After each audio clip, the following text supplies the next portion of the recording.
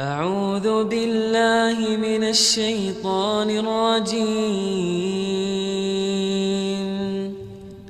بسم الله الرحمن الرحيم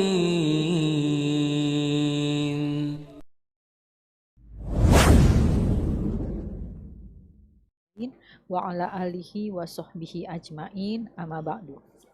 Sebelum memulai, mari kita panjatkan puji dan rasa syukur hanya teruntuk Allah Subhanahu wa Ta'ala, di mana nyawa kita berada dalam genggamannya. Dengan berkah, rahmat, karunia, dan nikmatnya, alhamdulillah kita semua dapat kembali berkumpul bersama di kajian Sisesa hari ini. Dan semoga salawat dan salam senantiasa tercurah kepada sebaik-baik makhluk kekasih Allah Muhammad Sallallahu Alaihi Wasallam dan kepada istri-istri, keluarga, para sahabatnya, serta para pengikutnya sampai akhir zaman. Amin ya Rabbal Alamin. Alhamdulillah hari ini kita mendapat kesempatan untuk kembali menuntut ilmu langsung dari Gurunda Ustadz Dr. Syafiq Basalamah Hafizahullah Ta'ala. Apa kabar Ustadz? Alhamdulillah bi khairin wa afiyah. Alhamdulillah. Insyaallah Ustadz dan keluarga selalu dalam keadaan sehat dan dalam lindungan Allah Subhanahu wa Ta'ala. Dan barakallahu fiik Ustadz untuk bukunya, dan kita akan bahas sekarang insyaallah ya Ustadz. Siap. Insyaallah bisa membantu umat untuk semakin memahami agama dan kaidah Islam. Dan atas nama Sisesa, izinkan saya juga mengucapkan jazakumullah khair atas kehadiran Ummahat di kajian Zoom ini. Sebelum memulai, mari bersama luruskan niat ikhlas semata mencari ilmu karena Allah dan persiapkan alat tulis untuk mencatat. Mohon aktifkan chat di Zoom untuk mendapatkan update berita dan silahkan mengirimkan pertanyaan melalui nomor WA yang tercantum di chatroom. Mulai sekarang juga, insya Allah akan dibacakan dan didahulukan yang sesuai dengan tema. Dan insya Allah juga jika ada waktu, kita akan persilahkan beberapa ummahat untuk bertanya langsung kepada Ustadz. Tafadol maskuro Ustadz untuk memulai kajian. Jazakillah khairan. Alhamdulillahi rabbil alamin. Wa bihi nasta'inu ala umuri dunya waddin. Segala puji bagi Allah Rabbul Alamin. Dialah yang menciptakan alam semesta ini, yang begitu indah, memukau. Kalau orang melihat sebuah mobil mewah, dia kagum, dia bangga, bahkan dia heran dengan detail yang ada di mobil tersebut. Terkadang sebagian kita nggak pernah merenungkan ciptaan Allah yang begitu indahnya, yang begitu detailnya, yang tidak ada kekurangan di dalam. Maka sebagai seorang yang beriman kepada Allah dan hari akhir, hendaklah kita memperbaharui keimanan kita. Yang salah satu caranya adalah merenungkan ciptaan Allah Jalla Jalaluhu. Kita berada di musim penghujan yang mulai sering kita melihat ada serangga-serangga yang berterbangan di lampu rumah kita. Apakah nggak mampu kita untuk merenungkan bagaimana indahnya laron-laron yang terbang itu dan betapa hebatnya yang menciptakannya, yang dengannya kita meminta pertolongan dalam menghadapi urusan dunia kita dan urusan agama kita.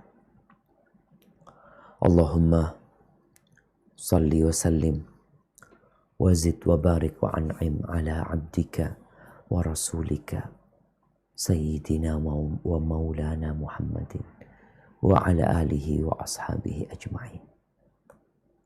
Ya Allah, semoga salawat dan salam, berkah dan nikmat senantiasa Engkau curahkan untuk hamba kekasih-Mu, untuk baginda Nabi kita Muhammad alaihi salatu wassalam, untuk keluarga beliau, untuk istri-istri beliau, untuk putra-putri beliau dan untuk seluruh sahabat Nabi. Semoga Allah meridhai kita bersama mereka.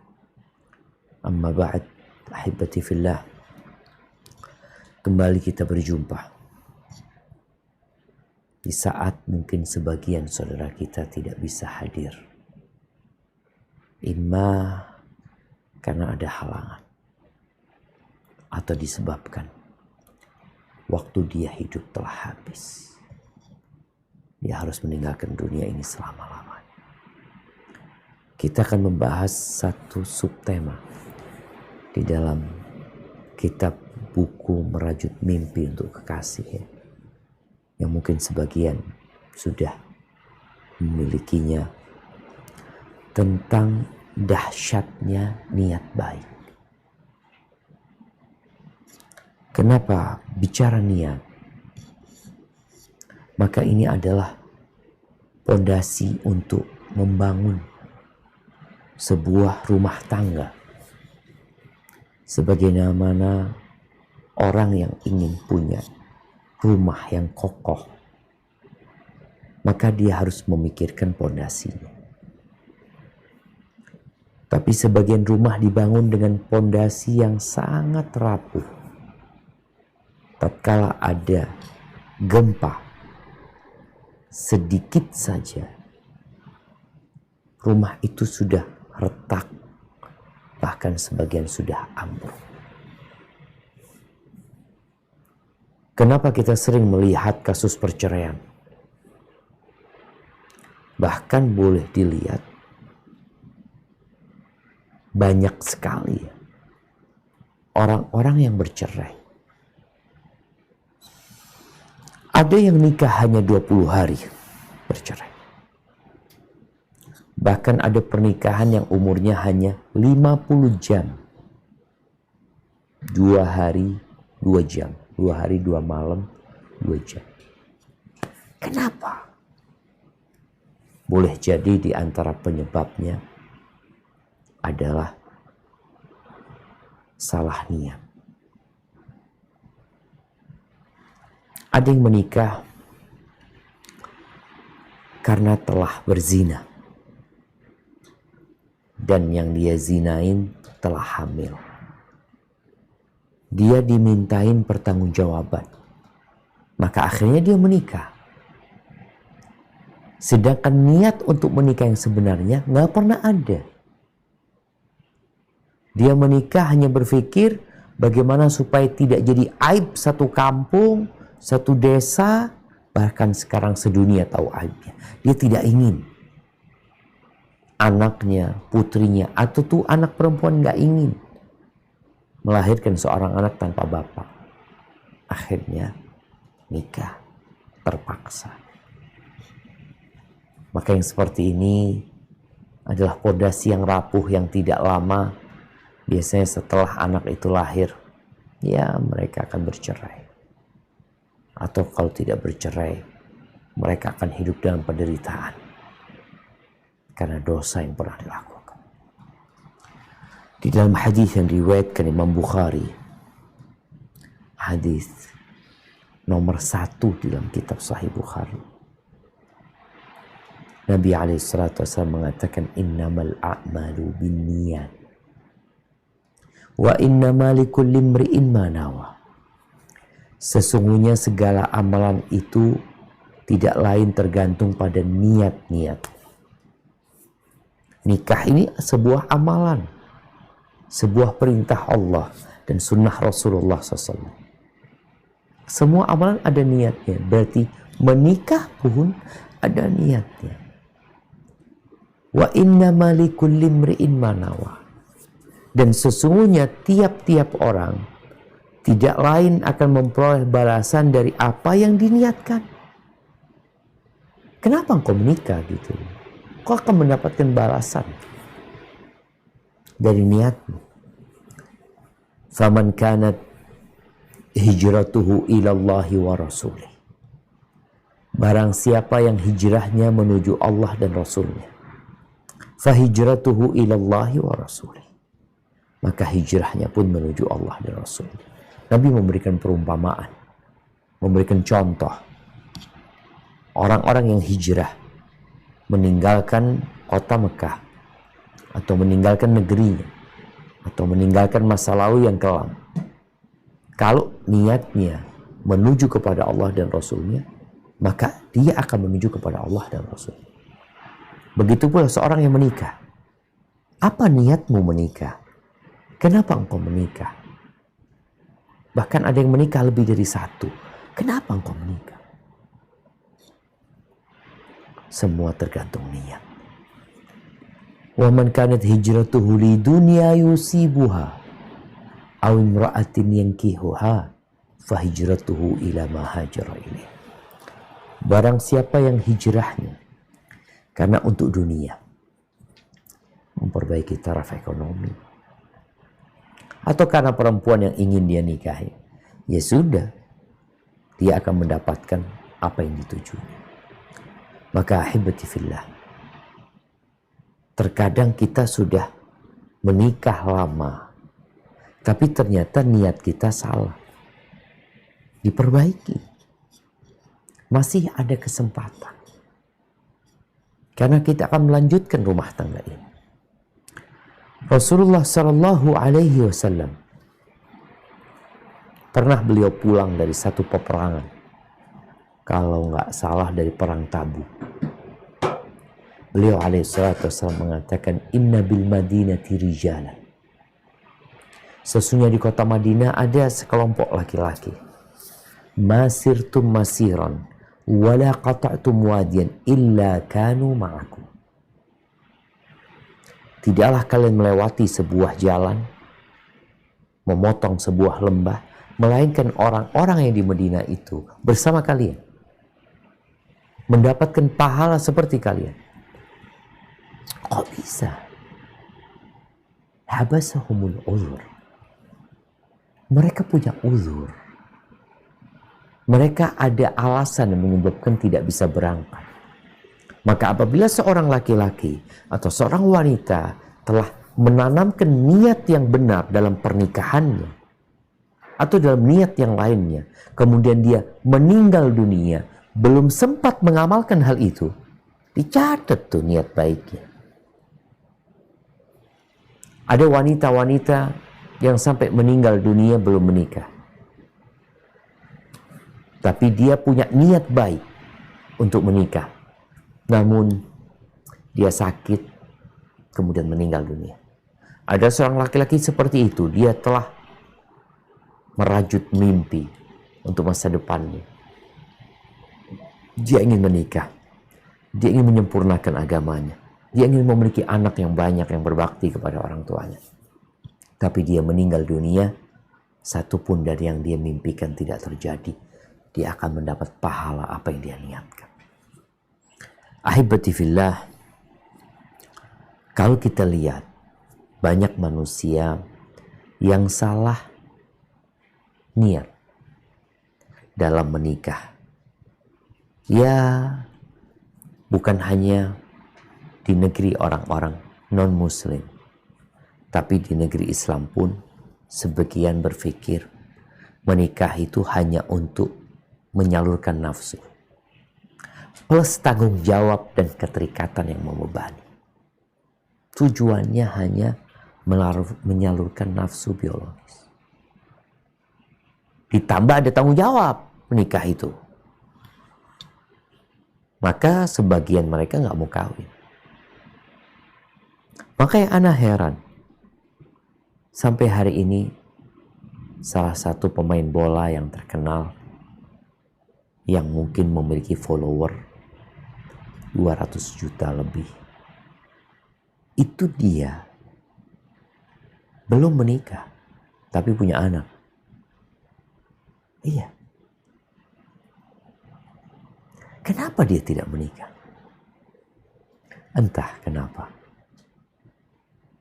Tapi yang jelas, perkumpulan tanpa pernikahan itu biasa disebut kumpul kebo. Manusia nggak kayak gitu.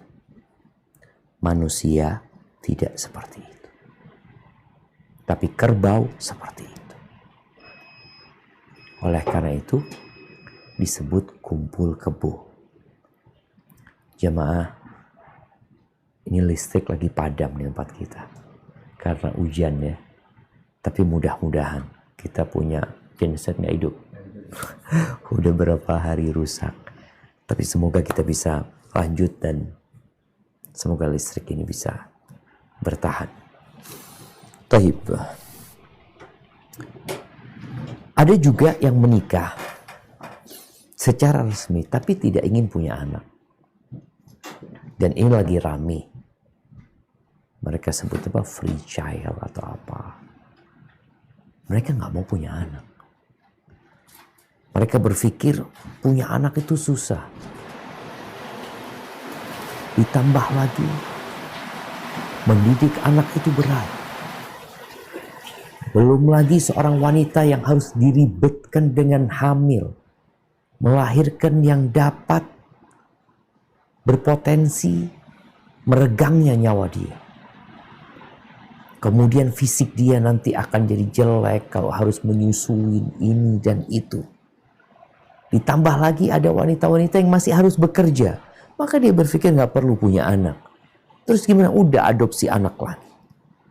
Makanya di beberapa negara, di Jepang, itu sudah piramid terbalik. Sehingga Jepang pun mulai memotivasi rakyatnya untuk, alhamdulillah, listriknya hidup lagi. Memotivasi rakyatnya untuk memiliki anak. Dan dikasih biaya. Di Cina sendiri, yang selama ini mereka ya membatasi rakyatnya untuk punya anak. Beberapa waktu yang lalu mulai dibuka peluang untuk punya anak 3. Itu Cina aja. Kenapa? Karena piramidnya udah kebalik gitu loh. Jumlah generasi mudanya itu lebih sedikit. Jumlah kelahiran dengan kematian itu udah gak seimbang. Kenapa? Karena mereka ya gak punya niat baik dalam pernikahan. Maka berbeda dengan Muslim. Muslim beda. Tapi kalau ada Muslim ikut-ikutan sama mereka, maka dia sedang menjadi ekor. Kita tahu ekor di mana. Ekor itu nggak pernah ada di depan. Ekor itu nggak pernah dihormati. Ekor itu hanya untuk mengusir lalat dan menutupi kemaluan. Maka Muslim nggak boleh jadi ekor. Engkau harus menjadi pemimpin. Karena umat Islam ini kata Allah, kuntum khaira ummatin ukhrijat linnas ta'muruna bil ma'ruf wa tanhauna 'anil munkar wa tu'minuna billah. Kalian adalah generasi terbaik, umat terbaik yang dikeluarkan untuk umat manusia. Sudah ada banyak generasi sebelum Islam, tapi umat Islam adalah generasi terbaik yang sifatnya dia beramar ma'ruf dan bernahi mungkar dan beriman kepada Allah Azza wa Jalla. Baik, kalau begitu apa niat seorang menikah? Yang pertama, meraih ketenangan jiwa dan kedamaian hati. Subhanallah. Perzinaan tidak akan mendatangkan ketenangan. Oleh karena itu orang yang berzina sembunyi-sembunyi. Atau orang yang kumpul kebo, ya kalau hatinya udah mati, tinggal di masyarakat yang memang sudah nggak peduli dengan perbuatan-perbuatan nista, ya udah, hatinya memang udah mati gitu. Dia tidak merasakan kebaikan dan kemungkaran, buat dia sama aja. Tapi hati yang hidup ketika berzina, perzinaan itu akan mewarisi keresahan, kekhawatiran, ketakutan, Nabi SAW ketika ditanya tentang dosa, beliau mengatakan, ma haka fi nafsika wa karihta ayyattali alaihin nas. Sesuatu yang mengganjal di hatimu, di jiwamu, dan engkau nggak ingin orang tahu. Maka kita lihat pemuda-pemuda, anak-anak SMA, na'udzubillah, anak-anak kuliahan yang berzina, mungkin dia sewa hotel seperempat hari, kemudian dia berzina. Apakah dia akan tenang hidupnya? Tidak. Dia melakukan itu dengan ketakutan, dengan kekhawatiran. Ketika menikah, enggak. Dia akan kirim undangan, nih aku mau nikah. Dia umumkan kepada seluruh umat manusia. Dia akan sewa gedung. Dia akan adakan walimah. Kenapa? Karena memang nikah ini kedamaian. Apa kata Allah Azza wa Jalla di surat Ar-Rum ayat 21? Nah, silakan dibaca. Di surat Ar-Rum ayat 21. A'udzubillahi minasyaitonirrajim. Wa min ayatihi an khalaqalakum min anfusikum azwajan litaskunu ilaiha wa ja'ala bainakum mawaddatan wa rahmah. Inna fi dzalika laayatin liqaumin yatafakkarun. Dan di antara tanda-tanda kekuasaannya ialah Dia menciptakan untukmu istri-istri dari jenismu sendiri supaya kamu cenderung dan merasa tentram kepadanya, dan dijadikannya di antaramu rasa kasih dan sayang. Sesungguhnya pada yang demikian itu benar-benar terdapat tanda-tanda bagi kaum yang berfikir. Subhanallah jemaah. Iya. Di situ ada cinta. Jadi rumah tangga itu nggak harus ada cinta, tapi ada kecocokan. Yang menyebabkan orang kalau cocok itu ya seneng gitu ya. Dia damai hidupnya. Maka Allah jadikan pasangannya itu dari diri kita sendiri. Ada sakinah di dalam rumah itu. Kalau ada cinta dan kasih sayang, Masya Allah, semakin indah. Ahibati fillah, Rasul sallallahu alaihi wasallam mengatakan lam yura aw lam nara lil mutahabbain mithlun nikah. Belum dilihat ikatan yang paling berguna bagi dua insan yang saling mencintai dibandingkan pernikahan. Jadi nikah itu solusi. Tapi berzina itu bencana. Orang yang menikah, dan ingat, dia memilih pasangannya sesuai dengan niatnya tadi. Dia ingin sakinah. Dia akan cari perempuan yang dapat menghadirkan hal tersebut. Maka insya Allah hidup dia akan damai.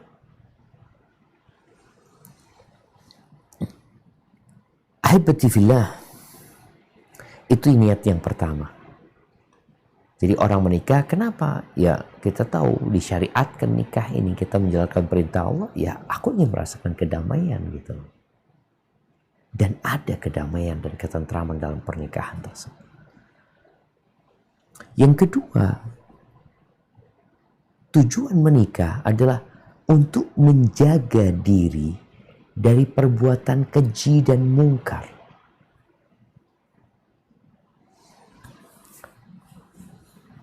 Pernahkah kita berpikir kenapa kita dikasih syahwat? Dikasih nafsu. Ternyata syahwat dan nafsu ini ada positifnya. Sehingga Allah menciptakannya. Malaikat nggak punya nafsu. Manusia Allah kasih nafsu. Karena memang manusia diuji dengan nafsunya itu. Yang dengan adanya nafsu ini, kehidupan di muka bumi ini berlanjut. Bisa dibayangkan kalau Nabi Adam alaihi salatu wassalam nggak punya nafsu, nggak akan ada kita. Kalau orang tua kita nggak punya nafsu, ibu kita nggak punya nafsu, kita pun nggak akan lahir. Keberadaan manusia ini sebenarnya karena ada nafsu. Tapi karena naluri seks yang ada di diri manusia ini, itu berbahaya kalau tidak diarahkan. Karena di situ ada kenyamanan, ada keenakan, ya. Semua sama seperti nafsu kita untuk makan, ya, untuk minum, yang menyebabkan kita ada yang suka wisata kuliner, berangkat ke sana, berangkat ke sini. Kalau nafsu kita tidak diarahkan, ya kita akan jadi seperti binatang. Oleh karena itu disyariatkan pernikahan. Bahkan Allah Azza wa Jalla membolehkan seorang laki-laki, kalau bicara tadi naluri seksnya, diperbolehkan laki-laki untuk menikah lebih dari satu. Tapi dengan catatan dia mampu berlaku adil. Apa kata Allah Azza wa Jalla di surat An-Nisa ayat 3? Nah, silakan dibaca.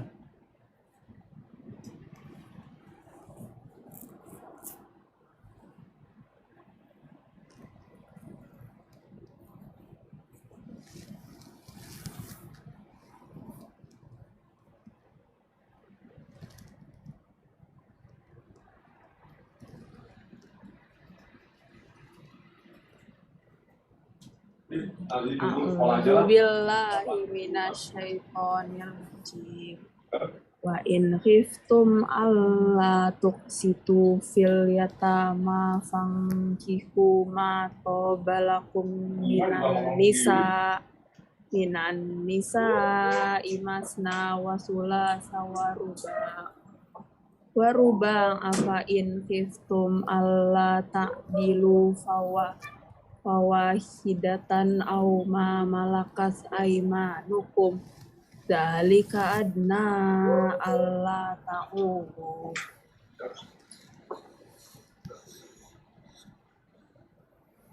Dan jika kamu takut tidak akan dapat berlaku adil terhadap hak-hak perempuan yang yatim, bila mana kamu mengawininya, maka kawinilah wanita-wanita lain yang kamu senangi, 2, 3, atau 4. Kemudian jika kamu takut tidak akan dapat berlaku adil, maka kawinilah seorang saja, atau budak-budak yang kamu miliki. Yang demikian itu adalah lebih dekat kepada tidak berbuat aniaya. Subhanallah. Jadi tetap ada aturan untuk menyalurkan nafsu. Gak sembarangan. Jangan sampai pernikahan yang tujuannya untuk menegakkan hukum-hukum Allah, ternyata ada kezaliman di sana. Dan tidak ada alasan bagi seorang laki-laki untuk berzina. Nggak ada alasan. Ketika Allah sudah mensyariatkan baginya untuk menikah. Dan Rasul SAW mengatakan kepada para pemuda, ya ma'syaras syabab, man istata'a minkumul ba'a falyatazawwaj. Wahai kaulah muda, barang siapa di antara kalian memiliki kemampuan, hendaklah menikah. Diperintahkan sama Nabi SAW. Kenapa? Fa innahu aghaddu lil basar wa ahsanu lil farj. Karena menikah itu ia akan membantu seseorang untuk menundukkan pandangannya dan menjaga kemaluannya. Waman lam yastati. Gimana yang tidak mampu? Gak semua orang mampu. Yang tidak mampu ada solusi lain. Solusi perjuangan untuk ya menahan nafsunya. Apa? Berpuasa. Karena berpuasa itu dapat memutuskan syahwatnya, ya paling tidak dapat mengontrol syahwatnya. Ini hadis diriwayatkan Imam Bukhari dan Muslim. Ahibati fillah. Rasul SAW mengatakan, ma taraktu fitnatan asyadda ala rijal minan nisa. Aku tidak meninggalkan sebuah fitnah, sebuah cobaan, sebuah godaan yang lebih dahsyat buat kaum laki-laki dibandingkan wanita. Nggak ada. Ini benar-benar fitnah yang nyata. Dan seorang yang menikah paling tidak dapat merem syahwatnya itu dengan menyalurkan kepada istrinya. Nabi SAW mengatakan, Innal mar'ata idza aqbalat fi surati syaitanin. Wanita itu ketika dilihat seperti syaitan, dalam yaitu punya kekuatan menggoda perempuan tersebut. Fa idza ra'a ahadukum imra'atan a'jabathu. Kalau seseorang di antara kalian melihat wanita yang menakjubkannya, yang membuat hasratnya itu membara, apa kata Nabi SAW? Falyati ahlahu, hendaklah dia mendatangi istrinya. Fa inna ma'aha mithla ladhi ma'aha. Yang ada di istrinya itu sama persis dengan yang ada di wanita itu. Sama. Oleh karena itu seorang lelaki yang mendatangi istrinya, kemudian dia melampiaskan syahwatnya, setelah itu dia jadi tenang. Jadi tenang. Itu yang kita bicarakan tadi, sakinah. Jadi godaan setan yang bersama nafsunya tadi itu tahu-tahu jadi reda. Karena udah tersalurkan gitu. Oleh karena itu, seorang wanita nggak boleh menolak suaminya. Kalau diajak sama suami nggak boleh menikah. Kenapa? Karena salah satu tujuan menikah itu adalah untuk menyalurkan syahwat tadi. Sampai Nabi SAW memberikan arahan. Kalau dipanggil sama istrinya, sama suaminya, sedangkan dia sedang di depan tanur, di depan tungku api, dia sedang masak, dipanggil sama suaminya, maka Nabi SAW mengatakan, jawab panggilan suami. Walaupun sedang di atas kendaraan, di atas onta, itu naik turun onta itu repot, sulit. Tapi kalau suaminya ada perlunya, maka turun. Sehingga sang suami jadi tenang dan istri pun juga tenang. Mendapati suaminya sudah selesai, nafsunya sudah selesai, sudah tersalurkan. Yang menolak ajakan suami, kemudian suaminya marah, dia akan dilaknat. Sampai pagi. Maka perempuan hendaklah menjaga diri. Kadang-kala ada perempuan yang sama-sama bekerja seperti suaminya. Sang suami di tempat kerjanya melihat sesuatu yang membuat hasratnya bangkit. Dia pulang ke rumahnya, istrinya nggak mau. Ini berbahaya untuk kelanjutan rumah tangga tersebut. Maka hendaklah memikirkan niat ini. Sehingga perempuan ketika tahu niat ini, enggak, ini tujuan nikah untuk itu. Dia akan berusaha melayani suaminya walaupun capek, walaupun lelah. Kapanpun suaminya mau. Yang ketiga, niat menikah dalam rangka memakmurkan bumi dan memperbanyak umat Nabi SAW. Allah Azza wa Jalla berfirman tentang para nabinya. Para nabi kita tahu ya, mereka adalah manusia pilihan Allah Azza wa Jalla. Apa kata Allah tentang mereka? Allah berfirman di surat Ar-Ra'd ayat 38. Nah, silakan dibaca. A'udzu billahi minasyaitonir rajim. Walaqad arsalna rusulan min qablika wa ja'alna lahum azwajan wa dhurriyyah Wa ma kana li rasulin an ya'tiya bi ayatin illa bi idznillah likulli ajalin kitab. Barakallahu fiik. Dan sesungguhnya kami telah mengutus beberapa rasul sebelum kamu dan kami memberikan kepada mereka istri-istri dan keturunan.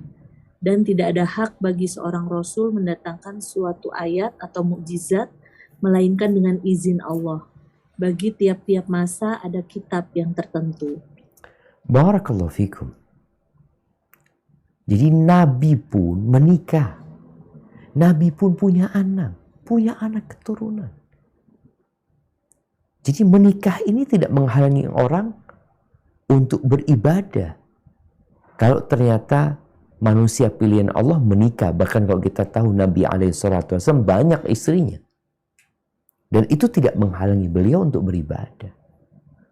Karena ada sebagian kelompok yang tidak mau menikah. Dia berpikir, ya mungkin kalau nggak salah, di umat Kristiani nggak nikah. Pendetanya nggak boleh nikah katanya. Supaya fokus dia beribadah. Pernah sebagian sahabat minta izin untuk mengebiri diri mereka. Kata Nabi nggak boleh. Disuruh nikah, nggak mampu nikah puasa gitu loh.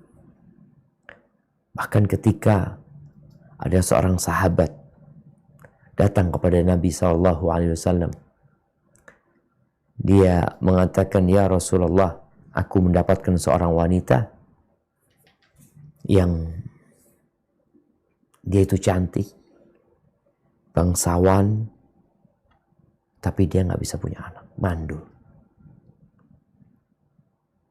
Boleh aku nikahin dia? Kata Nabi SAW, nggak boleh. Datang lagi dia. Nabi SAW nggak boleh. Sampai ketiga kali. Nabi SAW melarang dia. Lalu mengatakan kepadanya, tazawwajul walud dan wadud, fa inni mukathir bikumul umam. Nikahlah perempuan yang penyayang dan subur, banyak anaknya. Karena sesungguhnya aku akan membanggakan banyaknya jumlah kalian di hadapan umat-umat lain. Hadis riwayat Abu Dawud. Dan sepertinya banyak wanita yang gak mau punya banyak anak. Kenapa? Ada apa gak kepingin punya anak banyak? Bukankah setiap engkau hamil, kelelahan yang kau rasakan, setiap engkau melahirkan, kepedihan tatkala engkau melahirkan, dan ketika anak itu lahir, kemudian dirawat, dipelihara, setiap detik dari waktumu, ketika engkau meniatkan lillahi ta'ala, akan ada perhitungannya. Makanya kalau aduh capekmu itu akan jadi pahala. Akan jadi penghapusan dosa. Makanya kalau ada wanita yang takut punya anak banyak, kadang-kala ketakutan dia, entah kalau duit dia nggak pernah berpikir untuk punya duit sedikit. Cukup, punya duit sekian cukup, nggak ada cukupnya. Dua anak cukup, kok bisa cukup? Bukankah Nabi SAW menginginkan umat yang jumlahnya banyak? Sehingga sahabat yang hendak menikahi wanita mandul dilarang sama Nabi SAW. Dikasih arahan. Para ulama berbicara tentang hukum akad nikah. Hukum akad nikah dengan syarat nggak punya anak. Boleh nggak? Sebagian ulama mengharamkan. Sebagian ulama membolehkan. Artinya akad nikahnya sah tapi syaratnya batal. Syarat itu batal. Syarat nggak kepingin punya anak selama-lamanya itu batal.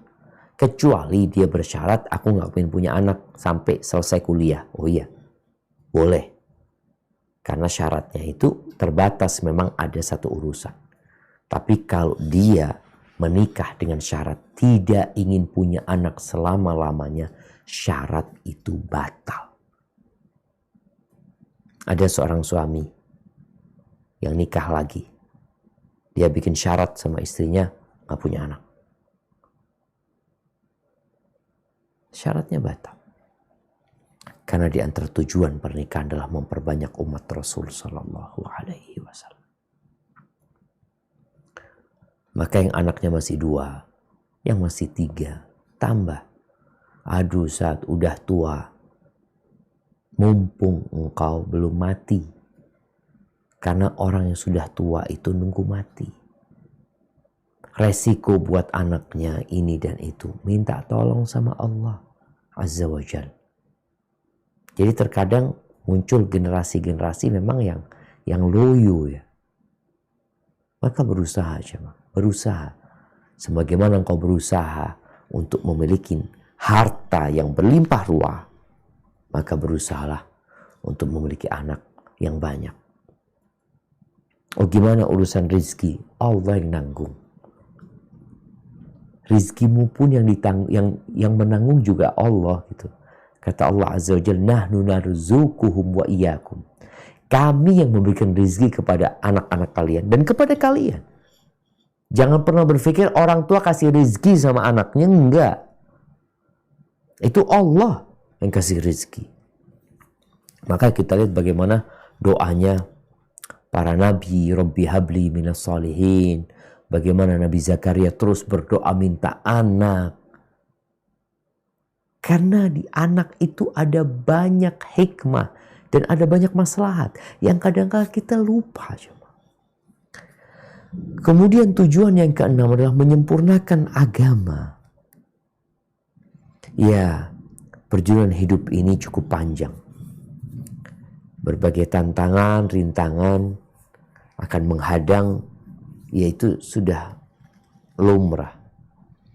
Kita harus bawa bekal.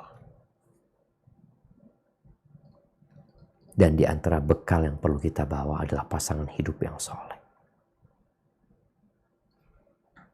Kita perlu pendamping. Kita perlu kawan. Orang kalau melakukan perjalanan panjang sendirian, rawan ngantuk dia nyetir mobil.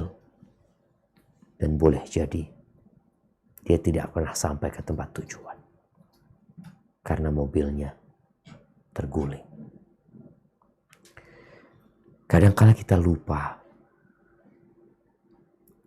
Ya, lupa dengan zikir pagi dan petang. Siapa yang mengingatkan kita? Pasangan hidup kita. Siapa membangunkan kita untuk sholat malam? Kalau kita sudah menikah, ya pasangan hidup kita. Rasulullah SAW mengatakan, "Man tazawwaja faqad istakmala nisfal iman.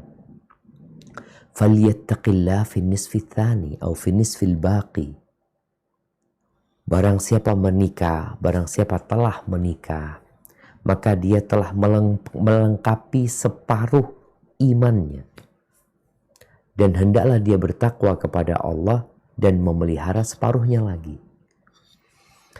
Di riwayat lainnya, tadi itu diriwayatkan oleh Tabrani, dan juga diriwayatkan Imam Tabrani bahwa Nabi SAW mengatakan, "Man razaqahullahu imra'atan salihatan." Barang siapa yang dikaruniai oleh Allah dengan wanita yang soleha, istri yang soleha, faqad a'anahu ala syatri dini. Maka sungguh Allah telah membantunya untuk melaksanakan separuh agamanya. Maka hendaklah dia bertakwa kepada Allah di separuh sisanya. Para ulama menyebutkan bahwa separuh agama ini, ya, bicara nafsu. Manusia itu punya nafsu perut dan yang di bawah perutnya. Ketika dia menikah dapat istri yang soleha, kenapa yang soleha? Dia akan melayani suaminya, dia akan selalu cantik buat suaminya, dia tidak pernah mengatakan tidak. Maka separuh agamanya yang berkaitan dengan nafsu seksualnya udah terpenuhi. Tinggal dia bertakwa di separuh sisanya yang berkaitan dengan ya nafsu, makan, minum, ingin memiliki harta, ya dia perlu bertakwa. Tapi ingat syaratnya istrinya soleha. Kalau istri nggak soleha, ya habis dia. Istrinya ini malah mendorong suaminya untuk korupsi, untuk memiliki harta yang lebih banyak lagi. Gara-gara apa? Dia nggak soleha. Maka orang kalau berpikir ingin menyempurnakan setengah agamanya, cari yang soleha. Bukan sembarang wanita gitu. Nabi SAW pernah ditanya tentang harta yang paling mulia. Maka jawaban beliau, lisanun dzakir, lisan yang pandai berzikir, wa qalbun syakir, dan hati yang pandai bersyukur, wa zaujatun mu'minatun tu'inuhu ala imani, dan istri yang beriman yang membantu suaminya dalam keimanannya. Dalam riwayat lain dikatakan tu'inuhu ala amril akhirah, yang membantu suaminya dalam urusan akhirat. Bukan membantu suaminya bangun rumah, bukan, urusan akhirat. Maka kita menikah untuk menyempurnakan tuh agama. Bagaimana Nabi SAW mengatakan rahimallahu rajulan, Allah merahmati seorang laki-laki yang bangun malam lalu dia sholat, kemudian dia bangunkan istrinya. Kalau istrinya nggak mau bangun, dicipratkan air ke wajahnya. Kemudian Allah merahmati seorang wanita yang bangun malam, kemudian dia sholat, lalu dia membangunkan suaminya. Gak mau bangun, dicipratkan air di wajah suami. Subhanallah. Jadi tujuannya menikah adalah mencari kawan menuju kepada Allah Azza wa Jalla. Berat ketika kita sendirian. Kemudian yang kelima, atau yang selanjutnya, entah yang keempat atau yang kelima, adalah jaminan masa depan. Iya, kalau bicara jaminan masa depan ini, orang selalu berpikir kalau cari pekerjaan itu pekerjaan yang ada pensiunannya. Sehingga ketika dia sudah tua renta, gaji itu mengalir sama dia. Atau dia bikin usaha yang kalau tua dia nggak perlu ngurusin lagi. Nah, kita perlu berpikir tatkala kita meninggal dunia. Tatkala ya,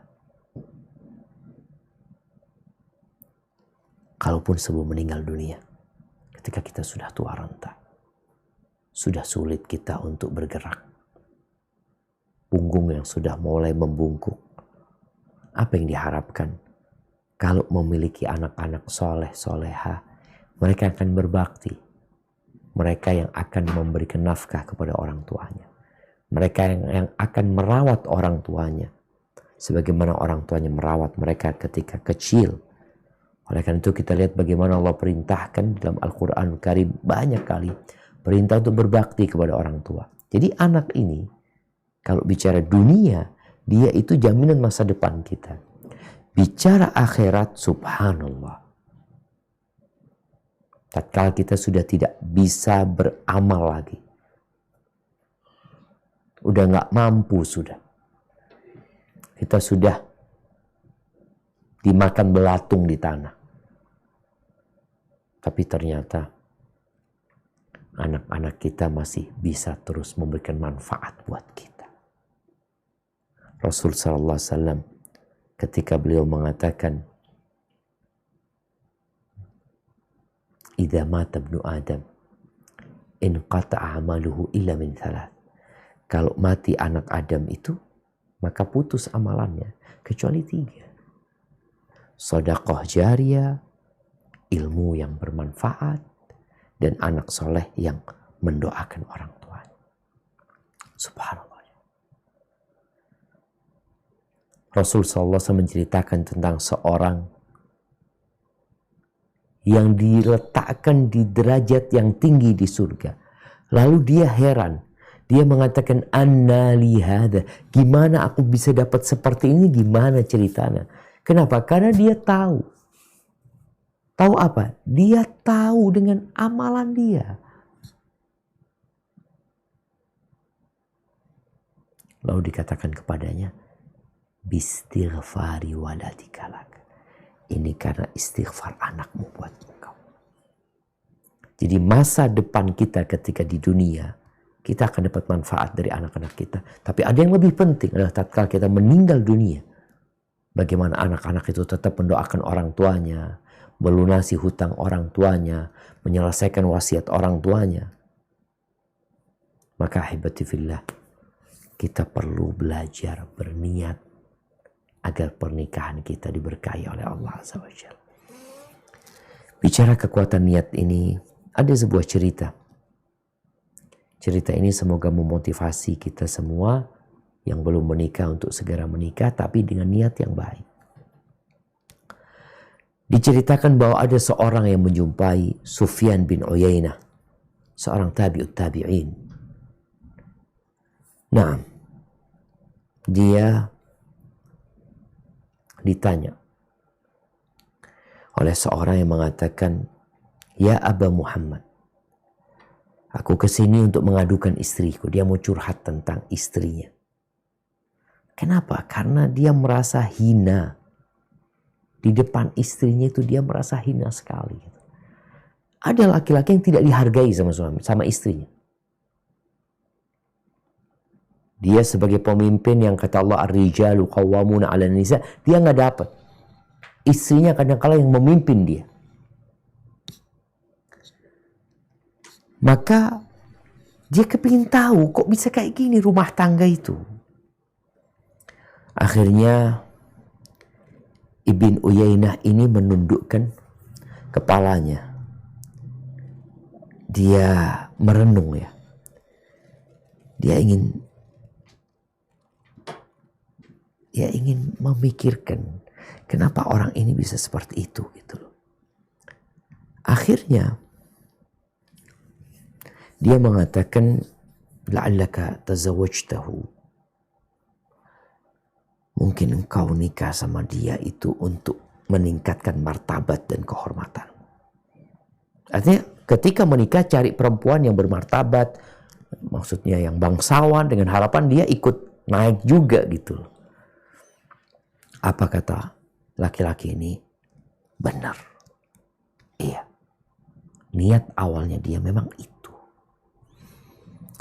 Lalu Sufyan bin Uyainah mengatakan, barang siapa yang menikah karena menginginkan kehormatan, maka dia akan hina, bukan malah terhormat. Barang siapa yang menikah lil mal, karena harta, maka dia akan jatuh miskin. Dan barang siapa yang menikah karena agamanya, maka Allah akan kumpulkan bagi dia harta dan kehormatan di samping agama. Kenapa? Karena agama ini, ismatu amrina, pegangan pedoman hidup kita tuh agama. Ingat, agama. Tanpa agama, jahiliyah manusia. Lalu Sufyan bercerita kepada orang ini. Dia mengatakan, kami nih, Sufyan bin Uyainah ini, ternyata dia punya saudara 3. Muhammad bin Uyainah, Imran bin Uyainah, Ibrahim bin Uyainah, dan dia Sufyan bin Uyainah. Lalu dia mengatakan, Muhammad itu yang paling besar, kakak dia. Tatkala Muhammad hendak menikah, dia menginginkan wanita yang dzu hasab, yang punya nasab mulia, yang bangsawan ya. Betul. Akhirnya dia menikahin wanita karena faktor nasab. Dan ternyata dia diuji dengan kehinaan. Karena si perempuan ini merasa lebih tinggi daripada lakinya. Makanya kenapa para ulama memberikan arahan nikah itu yang sekufu ya. Yang sepadan. Ketika dia menikah dengan wanita, niatnya sudah ingin lebih terhormat lagi, ternyata dia malah hina. Adapun Imran yang terakhir, Imran itu kepingin menikah dengan wanita yang kaya raya. Nabi SAW menyebutkan memang wanita dinikahin karena beberapa hal. Karena kecantikannya, karena kekayaannya, karena nasabnya. Ini Imran berpikir dia mau cari perempuan yang kaya raya. Lalu dia menikahin perempuan yang secara materi lebih kaya, lebih banyak daripada hartanya Imran ini. Dengan pikiran dia dapat memanfaatkan harta istrinya. Ternyata sebaliknya. Istri dan keluarga istrinya itu merampas kekayaannya. Kan ada perempuan-perempuan yang materi. Jadi jangan berpikir menikah wanita kaya, akhirnya kau jadi kaya, boleh jadi kau jadi miskin. Karena perempuan itu materi. Terus kata Sufyan bin Uyainah, aku merenungkan nasib kakak dan adiknya. Sufyan belum nikah. Kakaknya nikah, adiknya udah nikah. Kan orang jadi trauma gitu, mau nikah gimana aku nikah ya? Nanti seperti kakakku atau seperti adikku. Akhirnya datang kepada kami, katanya Sufyan, Ma'mar bin Rashid. Datang Ma'mar bin Rashid ini, aku bermusyawarah dengannya. Dan menceritakan kejadian yang menimpa kakak adiknya ini. Lalu aku dikasih nasihat. Aku diingatkan dengan 2 hadis. Ini Ma'mar bin Rashid adalah salah satu ulama hadis. Yang satu hadisnya Yahya bin Ja'dah, yang kedua hadisnya Aisyah. Adapun hadis Yahya bin Ja'dah, ini hadis yang insyaallah kita semua sering dengar ya. Yang bunyinya tunkahul mar'ah di arba'. Perempuan itu dinikahin karena 4 hal. Karena faktor hartanya, karena hasabiha, karena faktor martabatnya, karena dia punya nasab yang darah biru ya, nasab yang mulia, atau karena faktor kecantikannya. Dan yang keempat, karena agamanya. Dan Nabi SAW mengatakan, fadfar bidhatid din taribat yadak. Kalau engkau ingin beruntung hidupmu, maka cari wanita yang agamis. Boleh kau cari perempuan kaya, cantik, bangsawan, tapi agama. Yang penting tuh agamanya. Karena kalau engkau kaya, cantik, bangsawan, agamanya minim, berantakan hidup. Oh nanti kita perbaiki, ya semoga sukses, kita doakan. Tapi banyak yang nggak sukses. Hadis yang kedua, hadis Aisyah radhiyallahu taala anha, di mana Rasulullah sallallahu alaihi wasallam bersabda, "A'zamun nisa'i barakatan aisaruhunna mu'nah." Wanita yang paling banyak berkahnya, yang paling besar berkahnya, maksud berkah ini banyak kebaikannya, adalah perempuan yang paling ringan maharnya. Biaya pernikahannya itu ringan. Itu berkah. Karena ada orang yang ya besar-besaran mahar gitu ya. Padahal yang paling berkah itu adalah yang paling sedikit mahar. Akhirnya Sufyan dapat nasihat seperti itu, dia cari perempuan yang agamis, yang maharnya nggak banyak, yang orang tuanya tidak banyak menuntut harta, dalam rangka mengamalkan sunnah Nabi SAW. Akhirnya Allah mengumpulkan bagi Sufyan martabat, harta, dan agama. Maka ahibati fillah, jangan salah niat dan jangan salah langkah. Semoga pernikahan yang telah dilakukan bisa diperbaiki. Dan orang tua yang hendak menikahkan putrinya, menikahkan putranya, tolong anaknya didudukkan. Dikasih nasihat. Agar dia tahu kenapa dia menikah. Dengan harapan anak kita hidup berbahagia di dunia dan di akhirat. Barakallahu fiik. Mungkin saya dapat Anda sampaikan, kurang lebihnya mohon maaf. Anda kembalikan ke moderator.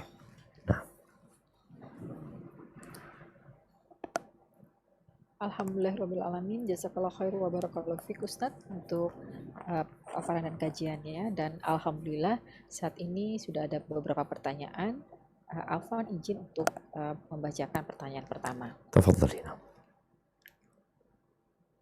Bismillah, Assalamualaikum warahmatullahi wabarakatuh. Waalaikumsalam. Ustadz, semoga Ustadz, keluarga, tim kajian Sisesa selalu dalam lindungan dan rahmat Allah Subhanahu wa Ta'ala. Izin bertanya Ustadz, kapan kita dikatakan menjadi wanita soleha? Saya merasa selalu memiliki niat baik untuk menjadi soleha, berusaha menjalankan yang wajib dan sunnah, tapi saya pasti masih suka tergelincir berbuat dosa atau maksiat juga Ustadz. Mohon nasihatnya. Masya Allah, barakallahu fiik. Nah, kalau bicara kita masih tergelincir dalam dosa, dalam rangka menuju kepada kesolehan, itu semuanya. Kullu bani Adam khatta'. Semua anak Adam itu berbuat dosa.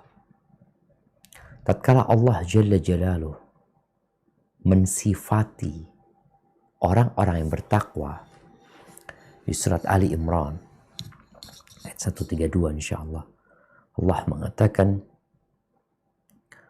alladzina yunfiquna fis sarra' wad dharra wal kadhimina al ghaidh wal 'afina 'anil nas wallahu yuhibbul muhsinin. Orang yang bertakwa, tentunya takwa ini tingkat kesolehan seorang hamba ya, adalah mereka yang berinfak, berbagi dalam kondisi lapang dan sempit. Dia membantu orang lain bukan kalau kaya, bukan karena ada kelebihan rizki. Dalam sempit pun dia berusaha untuk berbuat baik kepada orang lain. Ini menunjukkan dia orang soleh. Kemudian yang kedua, wal kadhimin al ghaidh. Orang ini adalah orang yang pandai menahan emosinya, mengontrol amarahnya. Dia tidak mudah marah. Karena orang yang marah, yang suka marah, dia nggak jadi orang soleh. Dia akan mengeluarkan kata-kata yang buruk, kata-kata yang tercela. Biasanya seperti itu. Wal afina 'anil nas. Orang bertakwa itu adalah orang yang suka memaafkan orang lain. Hatinya bersih. Tidak ada dendam, dengki, dan kezaliman. Kemudian wallahu yuhibbul muhsinin. Allah itu mencintai orang-orang yang suka berbuat baik. Menyempurnakan ibadahnya. Ibadahnya bukan sekedarnya, tapi berusaha untuk menyempurnakan. Dia baik dalam beribadah kepada Allah, dia baik kepada makhluk-makhluk Allah Azza wa Jalla. Kemudian Allah sebutkan, karena kalau melihat ayat ini, sepertinya ya penghuni surga itu nggak berbuat dosa gitu. Ternyata berbuat dosa. Allah katakan, Jalla Jalaluhu walladzina idza fa'alu fahishatan aw zalamu anfusahum dzakarullaha fastaghfaru lidzunubihim wa man yaghfiru dzunuba illallah wa lam yusirru ala ma fa'alu wa hum ya'lamun. Mereka adalah orang-orang apabila mereka menzalimi diri mereka atau mereka melakukan dosa besar, fahisyah, kekejian. Apa yang terjadi dengan orang soleh ini? Zakarullah. Mereka ingat sama Allah. Lalu mereka beristighfar. Mereka tahu tidak ada yang dapat mengampuni dosa kecuali Allah. Dan mereka tidak berbuat dosa terus-terusan. Dalam kondisi mereka sadar. Jadi, menjadi wanita soleha bukan berarti tidak berbuat dosa. Tapi bagaimana tatkala berbuat dosa, itu kembali kepada Allah Azza wa Jalla dan bertobat kepadanya. Dan jangan pernah berputus asa. Sebagian orang putus asa karena dia merasa nggak soleh-soleh gitu. Anda berbuat dosa lagi, saat udah tobat berbuat dosa lagi. Terus engkau bertobat dan berhenti berbuat dosa. Ketika terjebak dalam kumbangan dosa, bertobat kepada Allah Azza wa Jalla. Allah itu cinta dengan orang-orang yang tobat yang kembali kepadanya. Maka dengan cara seperti itu, ya, engkau akan jadi orang soleha. Kata Nabi SAW, kullu bani Adam khata'. Semua anak Adam itu melakukan kesalahan gitu. Wa khairul khata'in at-tawwabun. Dan sebaik-baiknya orang yang melakukan dosa adalah yang taubat, yang kembali kepada Allah Azza wa Jalla. Maka jangan pernah berhenti bertobat. Terus berbaik sangka sama Allah, Allah mengampuni taubat hamba. Sebagai seorang istri, ada hal lain yang perlu garis bawahin. Nabi SAW ketika ditanya tentang khairun nisa, tentang wanita yang terbaik, itu ada hubungan sama suaminya. Yang kalau dilihat menyenangkan hati. Jadi perempuan yang soleha ini peduli dengan tubuhnya, peduli dengan wajahnya, peduli dengan penampilannya, peduli dengan aromanya, peduli dengan perilakunya. Kalau dilihat suaminya nyenengkan hati, tutur katanya baik, sopan sama suaminya, menghargai suaminya, Masya Allah. Yang kedua, kalau disuruh taat, gak pernah bantah. Kalau suaminya sedang gak ada, dia akan menjaga kehormatan dirinya dan menjaga harta suami. Barakallahu fiik. Nah. Jazakallah khair Ustaz. Pertanyaan berikutnya. Bismillah. Assalamualaikum warahmatullahi wabarakatuh. Pertanyaan dari Ukhti dari Makassar. Izin bertanya Ustadz, seperti yang saya ketahui, saat ada anak bayi yang meninggal, dia tidak akan masuk surga jika tidak bersama dengan orang tuanya. Yang saya tanyakan, apakah anak dari hasil zina atau anak hasil di luar nikah dan qadarullah meninggal, apakah anak tersebut tetap memanggil orang tuanya ke surga? Pertanyaan kedua, apakah hamil duluan dan menikah? Apakah pernikahannya tidak sah dan harus diulang? Bukankah umat muslim harus menutupi aibnya? Karena jika menikah ulang, orang-orang akan mempertanyakan ada apa. Insya Allah orang tuanya sudah bertobat dan berhijrah. Nah, Mohon. barakallahu fiik. Iya, ahibati fillah. Kita tahu kullu mauludin yuladu alal fitrah. Semua anak yang dilahirkan di atas fitrah. Bagaimana dengan anak hasil zina? Apakah akan memberikan syafaat kepada orang tuanya? Anda nggak tahu. Karena anak itu lahir dari dosa. Bahkan kehadiran anak itu tidak diinginkan oleh orang tuanya. Bagaimana dia akan memberikan syafaat kepada orang tua yang sedangkan orang tua nggak ingin anak itu hadir. Dan dia melahirkan anak itu dalam kondisi dimurkai Allah Azza wa Jalla karena perbuatan zina yang dilakukan. Jadi anak nggak tahu apakah dia akan memberikan syafaat kepada orang tua. Karena kondisinya memang tadi itu anak. Kalau anaknya nggak punya dosa, tapi orang tuanya yang dia berbuat dosa yang seharusnya dia bertobat kepada Allah Azza wa Jalla. Buat sang ibu, kalau sudah bertobat kepada Allah Azza wa Jalla, ya semoga dengan taubatnya itu, seperti yang Nabi SAW ceritakan ya, tentang seorang wanita yang berzina, hamil. Kemudian Nabi menyuruh dia menanti sampai anak itu lahir. Setelah lahir ditunggu sampai anak itu gak perlu sama susu ibunya. Kemudian dirajam ibunya. Dirajam. Sampai mati. Nabi mensolatin dia.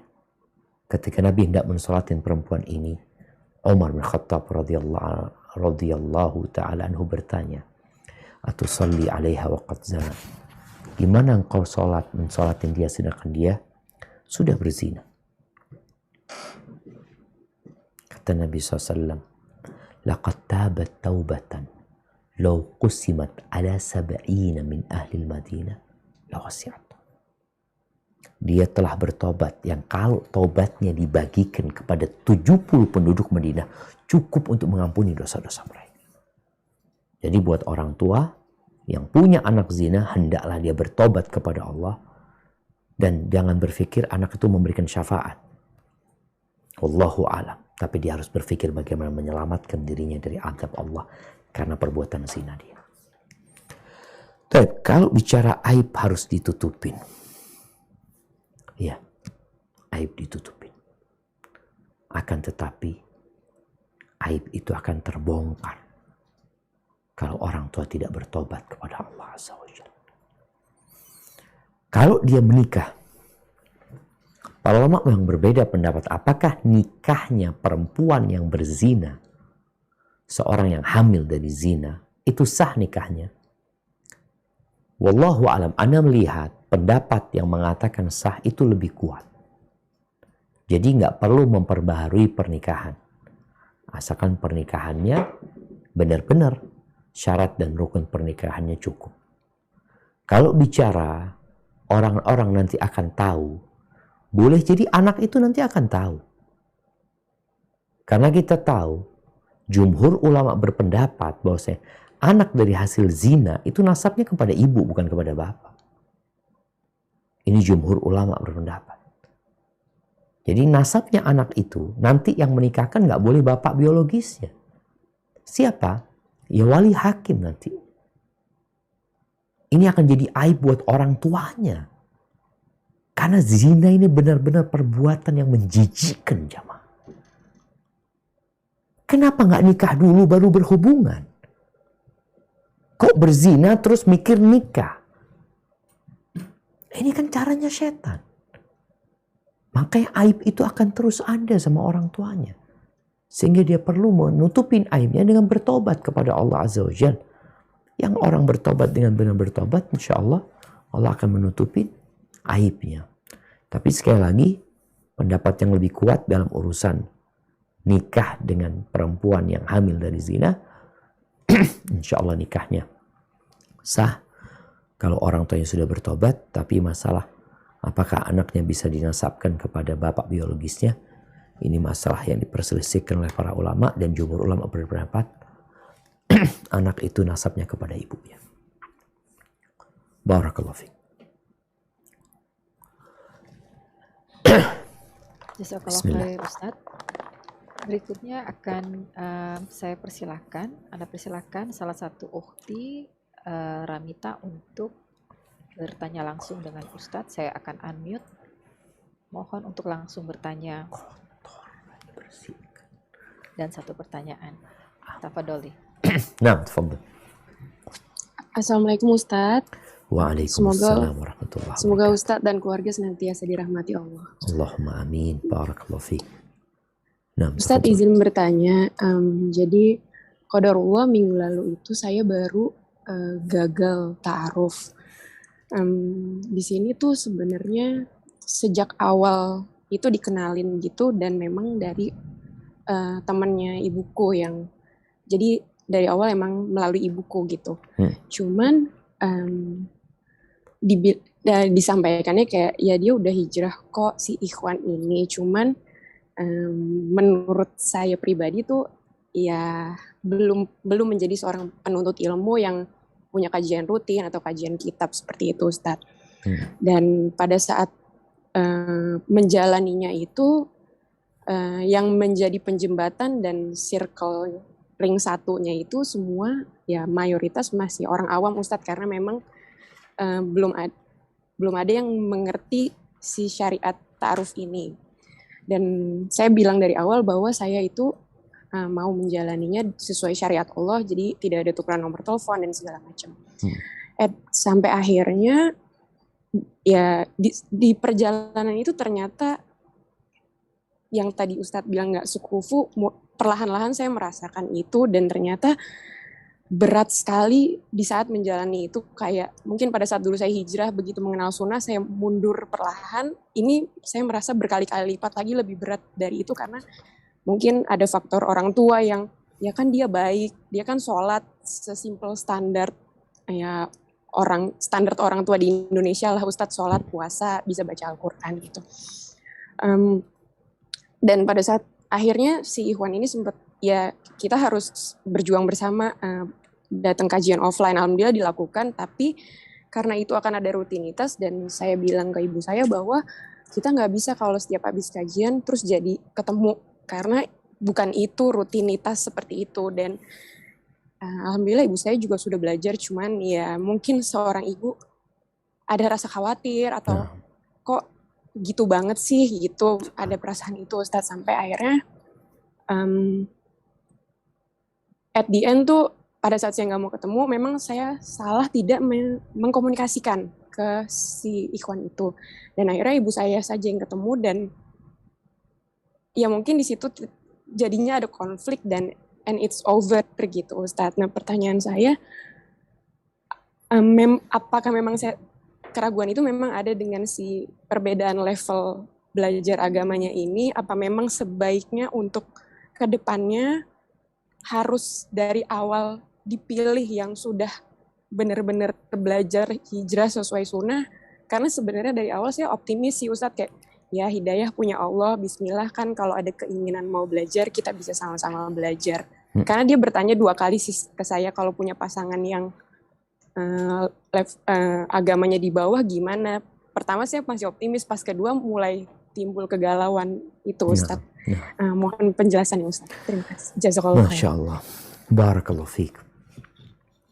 Ya ahibati fillah, menetapkan seorang pasangan hidup ini perlu perjuangan. Dan semoga langkah anti tadi adalah langkah yang sudah tepat ya. Tatkala berusaha untuk mencari yang terbaik. Anti tidak memikirkan tentang harta, bukan tentang pekerjaan, tapi adalah masalah ketaatan kepada Allah Azza wa Jalla. Karena yang ditakutkan nanti yang akan menjadi pemimpin itu adalah dia. Yang akan menjadi pemimpin itu adalah seorang suami yang akan mengatur istrinya. Yang akan melarang istrinya untuk melakukan ini dan itu. Kalau ternyata memang dia belum hijrah, maka berat. Tapi kalau dia sedang proses hijrah, maka insya Allah aman. Dia hijrahnya itu bukan karena anti. Kan Nabi SAW menyebutkan barang siapa yang hijrahnya karena perempuan, ya dia dapat perempuan itu gitu. Tapi kalau hijrahnya karena Allah dan Rasulnya, perempuan dia akan dapat, harta dia akan dapat. Karena dia hijrahnya lillahi ta'ala. Maka kalau tadi dia hadir kajian rutin karena anti, yang ditakutkan setelah memiliki anti, selesai sudah. Karena tujuannya sudah dia dapatkan. Maka kedepannya Ana rasa, ya kalau bisa mendapatkan yang sudah ngaji, alhamdulillah. Tapi kalau yang sedang proses pun nggak ada masalah, asalkan tadi dia sudah berproses hijrah bukan karena anti. Memang dia sudah jalan hijrah. Dan insya Allah itu akan menjadi hal yang terbaik ketika orang sama-sama punya niat baik. Kadang-kadang yang berpikir seperti tadi, mungkin Ustadz, Ana bisa bimbing dia. Betul. Mungkin. Mungkin iya, mungkin tidak. Oleh karena itu Nabi SAW mengatakan, "Idza ja'akum man tardawna dinahu wa khuluquhu." Apabila datang kepada kalian seorang laki-laki yang kalian ridhoi agama dan akhlaknya. Hablum minallahnya bagus, hablum minannasnya bagus. Ini orang baik. Maka nikahin dia. Memang ada minimal orang ini adalah orang yang melaksanakan kewajiban, yang meninggalkan yang haram. Itu kalau bicara agama. Kalau bicara akhlak, maka bicara bagaimana hubungan dia sama orang tuanya. Bagaimana hubungan dia dengan adik-adiknya. Bagaimana dia ke samping, bagaimana dia ke atas, bagaimana dia ke bawah. Ketika dia orang yang baik, maka bismillah. Walaupun secara ilmu, mungkin nanti lebih dulu hijrahnya. Tapi dia orang yang benar-benar niat untuk menjadi lebih baik. Jadi tidak ada masalah insya Allah ya. Seperti itu. Barakallahu fiik, dan usahakan ya untuk mencari tahu seorang laki-laki itu ya tidak hanya dari dianya ya. Tidak hanya dari orang yang mengantarkan menjadi perantara. Engkau harus cari dari orang lain. Tanya tentang dia dari kawan-kawannya, di tempat kerjanya, di masjid tempat dia sholat. Sehingga kita benar-benar punya gambaran yang cukup tentang laki-laki tersebut. Barakallahu fiik. Afwan Ustadz, Nah. tapi kalau misalnya levelnya masih berbeda gini, yang kayak Ustadz bilang, aku lebih dulu misalnya, tapi pada saat menjalaninya itu kayak I feel pressure gitu Ustadz, kayak victim gitu yang kayak kenapa sih ribet banget mesti ya si syariat ini kan menurut orang awam jadi terasa agak ribet gitu. Jadi saya merasa kayak nggak ada dukungan. Ya berarti kayak, dia memang belum hijrah gitu kan. ya sesekali kajian aja sih Ustadz gitu. Iya, jadi masalahnya dianya memang belum hijrah. Tadi yang Anda bicarakan orang itu udah niat mau hijrah. Biasanya orang kalau baru hijrah itu semangatnya malah lebih tinggi lagi ya daripada yang lama hijrahnya. Kalau ini kayaknya memang belum hijrah gitu. Dia merasa berat dengan syariat kan. Dia merasa kenapa ini nggak boleh kok kayak gitu. Kayaknya seperti itu dia. Iya. Nah, berarti memang dia belum gitu loh. Ini akan jadi berat buat anti. Akan jadi berat. Ya nanti ketika menikah sama orang seperti itu ya malah ya nggak ada dukungan dari dia. Dia jadi pemimpin yang akan mengatur istrinya nanti. Jadi lebih baik cari yang kalau bicara mulai hijrah, dia niat hijrah dari dirinya. Niat berubah dari dirinya. Dan biasanya sekali lagi orang yang baru hijrah itu semangat banget. Gitu. Subhanallah. Baik. Kurti. Ya, jazakallah khair Ustaz. Nah, mudah-mudahan Allah kasih ganti yang lebih baik buat nanti. Amin. Amin ya rabbal alamin. Barakallahu fiik Ustaz. Saya bacakan kembali pertanyaan berikutnya. Assalamualaikum. Semoga Ustadz dan keluarga dirahmati, demikian juga tim Sisesa. Ana sudah menikah dan kami sudah sama-sama pensiun. Tapi sebelum Ana pensiun, Ana bekerja di swasta sehingga sekarang masih ada penghasilan.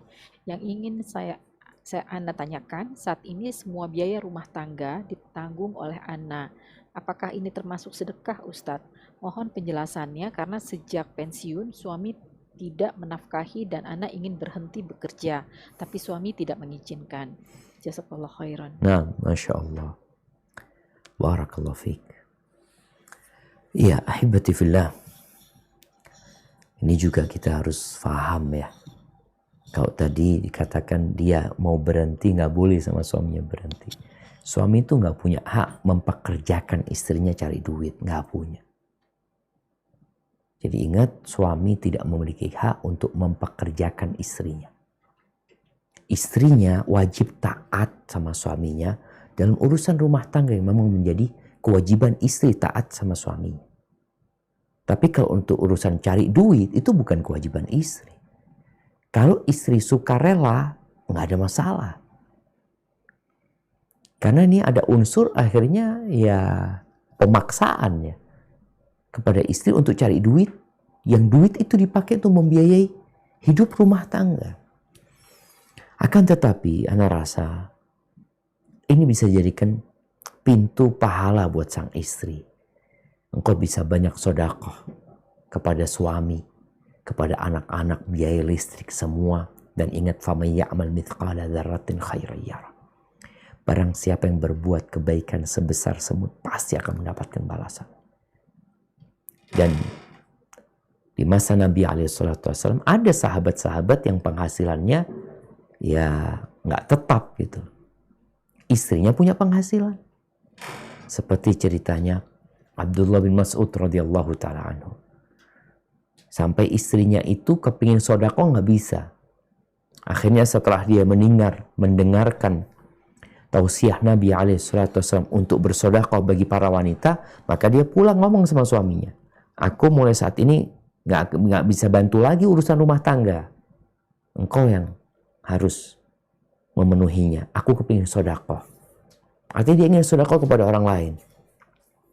Akhirnya kata Abdullah bin Mas'ud, nggak ada masalah. Ini seorang suami yang bijak ya. Dia kata nggak ada masalah.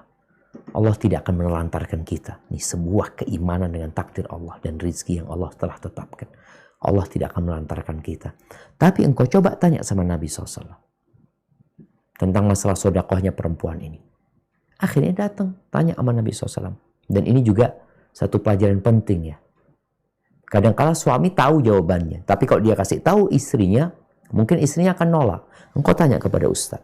Ini orang, engkau tanya kepada Nabi SAW. Berangkat bertanya kepada Nabi SAW. Maka Nabi memberikan penjelasan bahwa yang engkau berikan kepada suamimu, kepada anak-anakmu, itu sedekah gitu. Karena dia nggak punya kewajiban memberikan nafkah. Sedangkan kalau dari suami nafkah wajib bagi suami, dari istri jadi sedekah. Dan mudah-mudahan ini jadi sedekah yang besar pahalanya, dikarenakan mereka adalah orang dekatnya. anaknya sendiri, suaminya yang telah berbuat baik kepada dia. Jadi ada unsur juga membalas budi baik suami. Insya Allah itu jadi sedekah yang baik. Barakallahu fiqna. Jazakallah khair Ustaz. Apakah masih bisa ada pertanyaan lagi Ustaz? Mungkin 3 pertanyaan lagi. Alhamdulillah. Baik Ustaz. Barakallahu Pertanyaan fiqna. berikutnya. Assalamualaikum, Afwan Ustadz izin bertanya. Saya niat berhijrah waktu itu karena melihat kekurangan suami yang suka sekali main perempuan. Beberapa kali mengkhianati saya. Lalu saya berpikir mungkin saya yang kurang baik sebagai istri karena saat itu belum menutup aurat, belum rajin sedekah, belum banyak beramal soleh. Tapi setelah saya berhijrah, suami malah menceraikan saya. Alasannya karena kita sudah tidak sejalan dan dalam masa hijrah perilakunya semakin berbeda. Nafkah lahir batin pun semaunya saja. Apakah saya termasuk yang salah juga dalam mengambil niat untuk berhijrah? Ada satu lagi Ustadz, Afwan, ini yang terkait dengan niat. Bolehkah kita berbuat baik dengan niat mengharapkan balasan dari Allah? Apakah ini termasuk pamrih Ustadz? Subhanallah. Nah, barakallahu fiik. Iya. Kalau tadi dikatakan niat hijrahnya itu untuk suami. Karena suami nggak benar, suami selingkuh, dan bayangan dia kalau dia jadi orang baik suaminya nggak akan selingkuh. Ternyata tambah jadi suaminya, tambah nggak benar, bahkan diceraikan mungkin tadi istri. Ya mungkin niat yang salah. Seharusnya niatnya itu bertobat kembali kepada Allah. Bertobat atas dosa-dosa yang dia lakukan. Menjadi orang yang berubah. Benar-benar ingin mendapatkan keridhaan Allah, bukan keridhaan suami. Dia mencari keridhaan Allah. Karena kalau dikatakan tadi dia belum menutup aurat, mungkin sholatnya belum benar, maka seharusnya dia bertobat kepada Allah Azza wa Jalla. Gak ada urusan sama suami. Tapi kalau dia niatnya untuk suaminya, maka gak tulus untuk Allah Azza wa Jalla. Dan boleh kita ini berbuat baik dengan harapan Allah memperbaiki suami kita. Boleh. Jadi seorang istri memperbanyak sedekah, dia benar-benar lillahi ta'ala mendekatkan diri kepada Allah, tapi dia juga berdoa supaya suaminya dengan amal soleh dia itu suami jadi lebih baik, itu nggak ada masalah. Tapi niatnya ya tetap mendapatkan keridhaan Allah Azza wa Jalla. Dan kalau bicara bolehkah pamrih kita itu? Boleh. Allah itu menawarkan kepada kita surganya. Allah menawarkan kepada kita rahmatnya. Allah akan memberikan balasan kepada kita. Makanya seringkali Allah sebutkan tentang surga. Dan seringkali Allah mengancam dengan neraka. Karena itu menjadi motivasi seorang beramal. Maka nggak ada masalah. Tapi bicara niat, tetap niatnya mencari keridhaan Allah Azza wa Jalla. Dan di situ kita berharap balasan dari Allah Subhanahu wa Ta'ala. Kita nih budak. Bapak kita juga budak. Kakek kita juga budak. Dan kita tahu budak itu bekerja untuk mendapatkan balasan. Dan kita memang minta balasan dari Allah Azza wa Jalla. Akan tetapi bagaimana kita bekerja, beramal, dibalut cinta. Allah itu udah mana baik sama kita.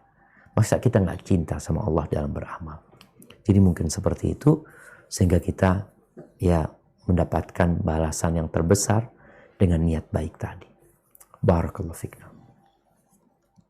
Barakallahu fiik Ustaz. Berikutnya saya persilakan Ukti Mega untuk Afwan satu pertanyaan saja dan langsung ke pertanyaannya. Saya akan unmute. Tafadholi.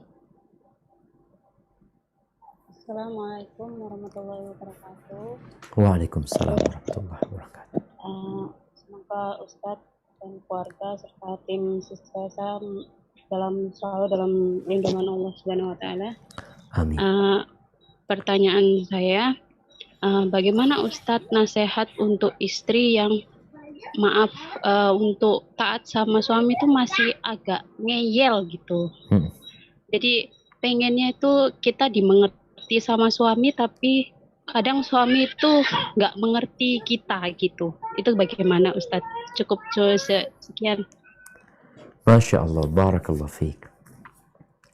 Iya, ahibati fillah. Taat sama suami itu berat. Makanya perempuan masuk surga itu mudah kalau taat sama suami. Bahkan Nabi SAW mengatakan, nih kalau bicara bagaimana supaya perempuan ini jadi taat ya. Maka salah satunya adalah mengetahui keutamaan taat sama suami dan bahaya ngeyel sama suami. Ketika dia memahami itu, jadi takut gitu. Aku akan taat. Taatnya karena Allah. Contohnya nih hadis Nabi SAW kepada seorang perempuan.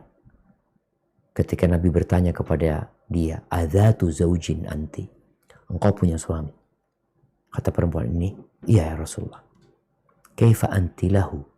Bagaimana sikapmu kepada dia? La alu illa ma'ajistu. Ya aku selalu menghargai, menghormati, melayani dia. Kecuali aku kalau nggak mampu. Apa kata Nabi SAW? Unduri aina anti lahu. Fa innama huwa jannatuki au naruki. Engkau lihat bagaimana sikapmu sama dia. Dia itu surgamu atau nerakamu. Subhanallah. Ketika seorang istri tahu suaminya ini surganya atau nerakanya, maka itu akan mendorong dia untuk taat dan patuh, nggak ngeyel sama suami. Kemudian hadis Nabi SAW yang mengatakan apabila perempuan sholat yang 5 waktu, puasa di bulan Ramadan, taat kepada suaminya, menjaga kehormatan dirinya dan hartanya, dikatakan kepada dia silahkan masuk surga dari pintu mana saja. Tapi memang tadi ketaatan kepada suami itu berat. Kemudian yang ketiga, banyak perempuan lupa dengan budi baik suaminya. Kalau dikatakan tadi, ya ingin dimengerti sama suaminya, ingin suaminya itu baik sama dia, itu dan macam-macam. Ini keinginan biasanya bersumber dari kacamata dia memandang suami. Dia anggap suaminya ini nggak baik, belum baik. Dia fokus kepada kekurangan suami. Itu yang dia lakukan. Maka Nabi SAW ketika menyebutkan kebanyakan wanita masuk neraka, salah satu sebabnya itu adalah dia kufur sama suami. Maka supaya dia taat, lihatlah kepada kelebihan suami, bukan melihat kepada kekurangannya. Semua punya kekurangan gitu. Kemudian kalau memang ada hak-hakmu yang tidak diberikan oleh suami, minta hakmu sama Allah. Demi menjaga kerukunan rumah tangga, keharmonisan, supaya nggak ribut, nggak bertikai. Engkau minta hakmu sama Allah Azza wa Jalla. Insya Allah, Allah tidak pernah mengecewakan hambanya. Barakallahu fiik. Mungkin kita ke pertanyaan terakhir. Nah? Baik Ustadz. Bismillah, Assalamualaikum Ustadz. Ana seorang single parent dan sudah 2 kali menikah. Ketika itu saya belum hijrah. Saya hijrah setelah menjadi single parent. Yang saya mau tanyakan, sekarang ini ada perjaka yang semanhaj, berniat memperistri saya. Tapi kalau ditanya kapan berniat melamar, jawabannya menunggu waktu yang tepat sembari dana terkumpul. Katanya, karena Ana dan beliau jaraknya jauh sekali, Medan, Lampung. Sementara saya sering dijodohkan dengan kerabat-kerabat saya. Saya harus bagaimana ya Ustadz? Saya punya 2 orang anak dan saya sekarang trauma sekali jika berkenalan dengan laki-laki. Khawatir kembali disakiti. Mohon nasihatnya Ustadz. Barakallahu fiik. Sahih jamaah. Lebih baik menunggu daripada menyesal. Kalau dikatakan apa sikapnya? Ya, yang pertama, apa yang dikatakan oleh pemuda itu benar. Ketika dia mengatakan nunggu waktu yang tepat ya. Karena memang dia harus ngumpulin harta. Maka engkau lihat keseriusan anak itu. Engkau cari tahu tentang anak itu yang dikatakan satu manhaj yang sudah hijrah. Apakah dia benar-benar serius. Dan Ana rasa anti menunggu dia kalau memang dia serius. Itu lebih baik. Daripada anti tergesa-gesa, akhirnya nanti menyesal. Tapi kalau memang ada kepastian anak itu, perjaka itu, ya nggak lanjut, maka semoga Allah kasih ganti yang lebih baik. Mungkin anti bisa dengan cara ya mencari kawan-kawan perempuan yang soleha, yang mungkin bertanya kepada mereka kalau memang ada laki-laki yang soleh ya, yang hendak menikah. Tapi nasihat ana, anti memang perlu berhati-hati kalau dikatakan sudah 2 kali dikecewakan oleh laki-laki, jangan salahkan laki-laki tersebut. Kenapa? Anti yang salah pilih. Dan boleh jadi itu juga jadi azab buat anti, hukuman buat kita. Bisa jadi karena dosa-dosa kita. Maka hendaklah kita kembali kepada Allah, memperbaiki diri. Semoga Allah memperbaiki hubungan kita sama manusia. Itu yang dapat ana sampaikan. Kurang lebihnya mohon maaf, yang benar dari Allah, yang salah dari diri ana pribadi. Allah dan Rasul terbebaskan dari kesalahan itu. Barakallahu fiik. Ana kembalikan ke moderator. Jazakillah khair. Jazakillah khair. Alhamdulillahirabbil alamin. Masya Allah, sekali lagi justru jazakallah khair wa barakallahu fiik Ustadz dari kami untuk waktu dan ilmu yang telah diberikan. Insya Allah kami bisa mengamalkan ilmu dari kajian hari ini dan tetap istiqomah. Amin ya rabbal alamin. Dan akhwat di Zoom, demikian kajian sisa kali ini. Afwan, mohon maaf jika tidak semua pertanyaan bisa dibacakan. Maaf juga jika ada salah kata. Jazakumullah khair atas partisipasinya. Sampai bertemu di kajian tematik dan rutin sisa berikutnya. Dan tetap untuk jaga kesehatan. Kita tutup dengan doa penutup majelis. Subhanakallahumma wa bihamdika. Asyhadu an la ilaha illa anta. Astaghfiruka wa atubu ilaik. Baik, saya akan unmute untuk Ahwat.